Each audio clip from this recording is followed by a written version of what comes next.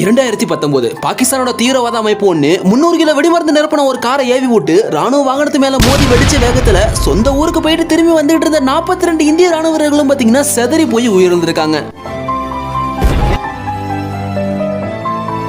புல்வாமா தாக்குதலில் சிஆர்பிஎஃப் வீரர்கள் 40 பேர் வீரமரணம் அடைந்தனர். உங்க நாட்டு தீவிரவாத அமைப்பு எங்க நாட்டு ராணுவ வீரர்களை கொலை செஞ்சிருச்சு, அந்த தீவிரவாதிகளை கைது பண்ணுங்கன்னு இந்தியா சொல்லியும் கூட பாகிஸ்தான் இருந்து எந்த ரெஸ்பான்ஸும் இல்ல. தன் எதிரி கண்ணுக்கு எதிராக இருந்தும் கூட அவனை ஒன்னும் பண்ண முடியலையே அப்படின்னு பொங்கி எழுந்த இந்தியா ஒரு அறிவிப்பு வெளியிடுதுங்க. உங்க நண்பனை கொலை செஞ்சவனை நீங்க பார்த்துட்டு சும்மா இருக்கலாமா? இந்திய ராணுவம் இனிமே எங்க வேணாலும் எப்படி வேணாலும் பாகிஸ்தானை பழிவாங்கலாம் அப்படின்னு இந்தியா உத்தரவு போட்ட அடுத்த செகண்டே இந்திய ராணுவம் என்ன பண்ணுச்சு தெரியுமா? பாகிஸ்தானுக்குள்ள நெருப்பு மாதிரி நுழைஞ்ச 2000 இந்திய போர் விமானங்கள் இந்தியா மேலையாட கை வைக்கிறீங்க அப்படின்னு பாகிஸ்தானோட மொத்த தீவிரவாத அமைப்பையும் இரவோட இரவா தும்சம் பண்ணிட்டு வந்திருக்கு.